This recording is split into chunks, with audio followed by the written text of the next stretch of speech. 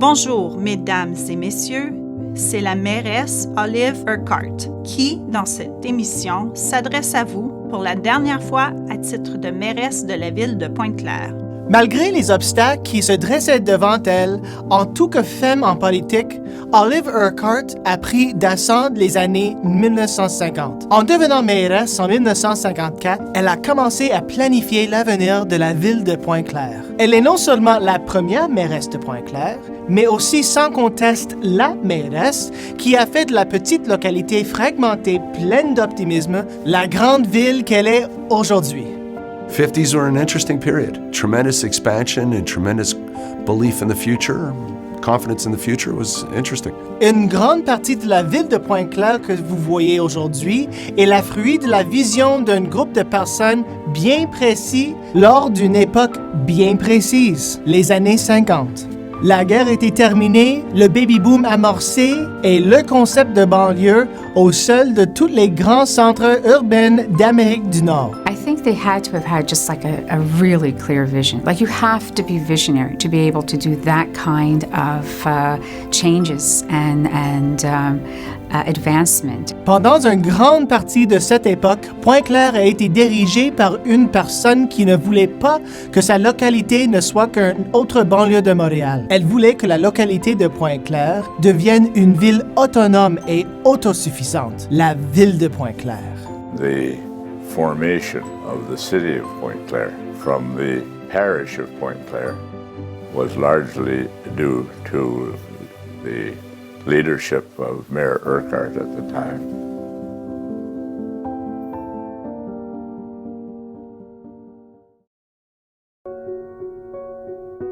Avant de siéger pour 2 mandats en qualité de mairesse et 2 autres à titre d'échevine, Olive Urquhart était une femme au foyer habitant dans le quartier Valois avec son mari Thomas et leur fils Glenn. Ils y ont déménagé en 1935 et voici à quoi ressemblait Pointe-Claire à l'époque.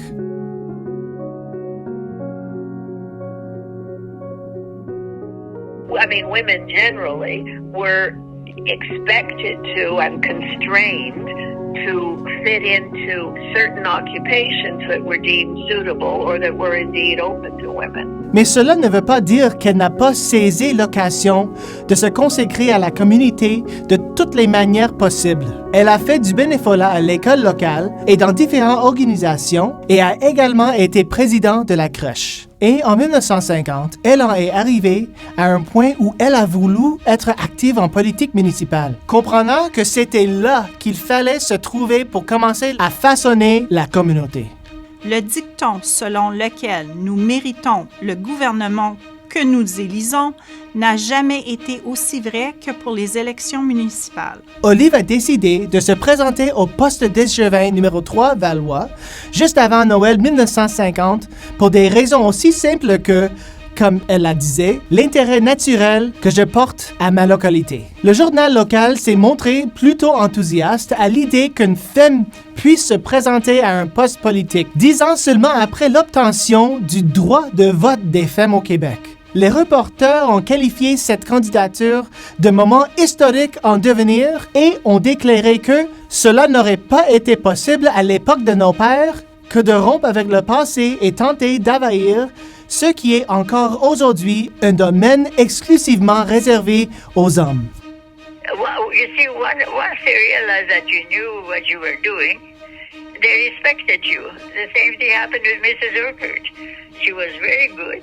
She was much brighter than a lot of the men around, so they accept her. Et pour l'accepter, ils l'ont accepté Olive. Elle a triomphé d'une manière écrasante, submergeant son adversaire sous une avalanche de votes. Dans la sphère municipale, la plus humble des formes de gouvernement, tout ce qui se passe à l'hôtel de ville est le reflet direct ou indirect de la volonté des citoyens et citoyennes. Au cours des 2 mandats où Olive a été conseillère municipale, la population est passée de près de 8500 âmes en 1951 et à peu plus de 10 000 en 1953. Notre système scolaire a connu un grand essor avec l'ouverture de l'école Valois Park et l'inscription en 1952 du 1000e enfant à la commission scolaire protestante. Il a alors été décidé, à la suite de l'épidémie d'entérite en 1950, que les systèmes d'aqueduc et d'égouts devaient être modernisés. Il est apparu clairement à Olive que Pointe-Claire essayait de se perpétuer selon le plan d'urbanisme des générations précédentes. Elle savait que toute la localité avait besoin d'être modernisée, du système scolaire au système de filtration de l'eau. She just had such a clear vision, and I think when you have a clear vision, everything is possible. She was the type of person that you would have described if you wanted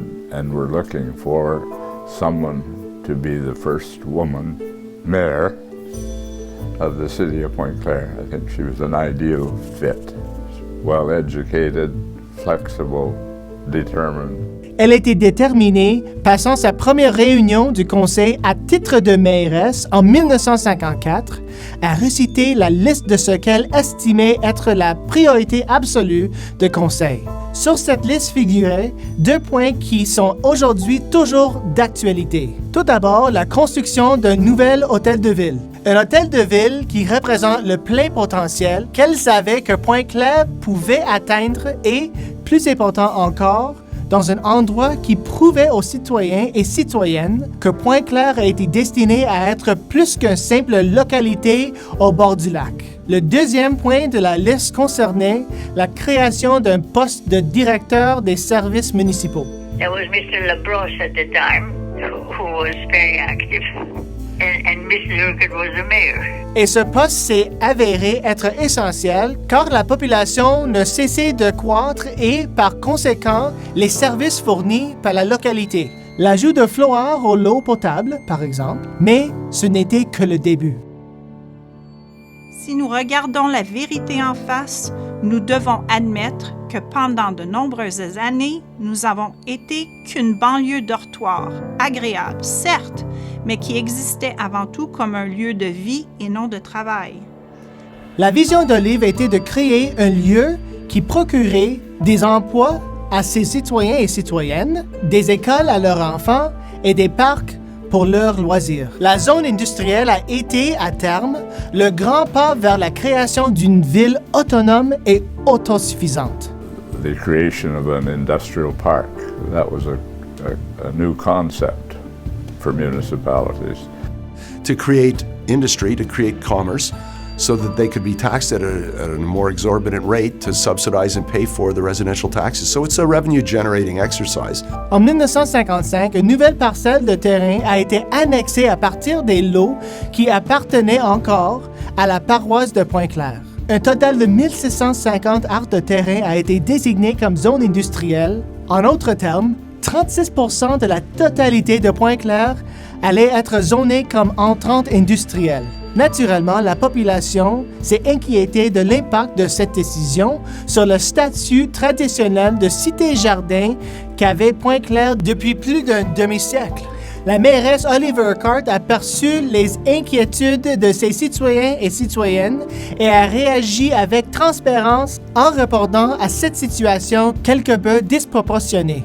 Certains de nos résidents et résidentes semblent avoir l'impression que nous sommes en train de créer un monstre à la Charles Dickens, entouré de ténèbres fumantes, de roues qui sans cesse font entendre des bruits de ferraille et même qui, sait-on jamais, signera le retour du travail des enfants.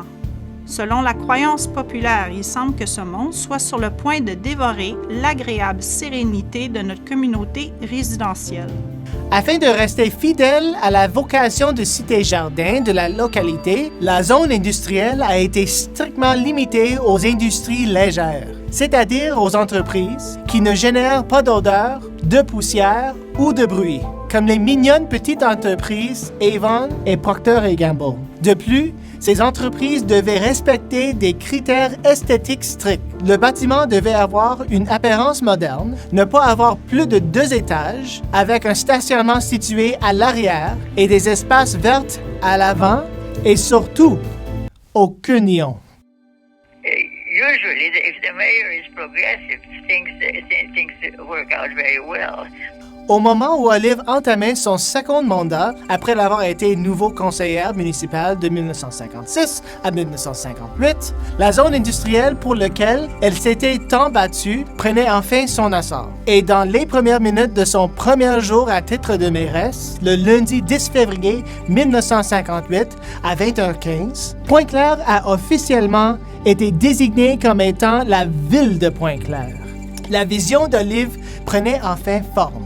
Nouvelle école, zone résidentielle, zone récréative, gestion des déchets, filtration de l'eau, bâtiments commerciaux, ainsi que l'anticipation d'une toute nouvelle autoroute se profilant à l'horizon. Tout cela pour répondre à l'afflux de personnes qui choisissaient de l'installer à Pointe-Claire et pour faire face à une croissance soutenue de la population. Le parc industriel continuant de créer des emplois pour son industrie légère.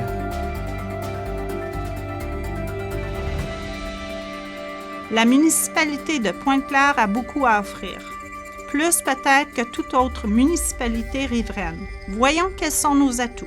Nous avons une communauté attrayante où il fait bon vivre et qui surplombe un lac qui pourrait un jour être aussi propre que beau. Nous avons de bonnes écoles, des parcs, des piscines et des installations sportives, dont un club nautique, un club de golf et un club de curling.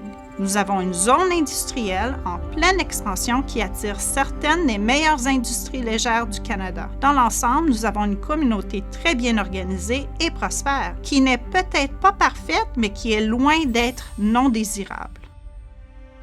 She had to have amazing persuasive powers. She had to be able to get people to really give her the time of day. She made her terms pay off.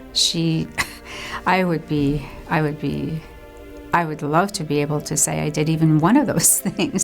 Il y a près de 10 ans, jour pour jour, j'ai fait mon entrée en politique dans cette ville et depuis, j'ai eu le privilège d'exercer 2 mandats à titre de mairesse. J'ai également eu le grand privilège de participer à la croissance de cette communauté. En 1961, Olive décide que son mandat est terminé. Elle était satisfaite de la croissance de la ville et lorsqu'on lui a demandé si elle comptait se représenter, elle répond « hors de question ». Olive a fait carrière en politique à Pointe-Claire pendant 10 ans et pendant cette période, Pointe-Claire est passée de ceci à cela. Je vous rappelle qu'en 1951, la population de Pointe-Claire était de 8 646 personnes et qu'en 1961, on a compté plus de 22 000. What's the population of Pointe-Claire now? 33,000 and growing. On me pardonnera, je l'espère, de rappeler certains des événements qui ont permis ce changement au cours des 10 dernières années. Non pas par orgueil, mais pour la fierté que j'éprouve à l'égard de Pointe-Claire et en hommage aux nombreux hommes et aux nombreuses femmes qui ont contribué à ces réalisations. She was a very intelligent lady and very active and energetic. No, you don't have to attribute it to her uniquely, of course, but she was at the helm. The accomplishments of any team, whether it's a basketball team or a baseball team or a political team, the aspects of that are a combination of leadership and support for that leadership, and Oliver Cart was a good leader. She was so far ahead of the curve on the industrial park, Stewart Hall, Lakeshore General. I am impressed and I'm in awe that she was able to make such big changes in Pointe-Claire. Her vision of a city was a place where people lived, where they worked, where they played, where they did business. And that was her vision, and Pointe-Claire is the result of that vision. Ce sont là quelques-uns des faits marquants de ces 10 dernières années. Mais qu'en est-il de l'avenir?